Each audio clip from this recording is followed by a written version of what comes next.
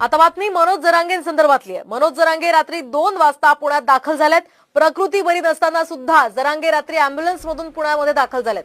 तर जरांगे पाटील आज पुणे सत्र न्यायालयामध्ये हजर होणार आहेत।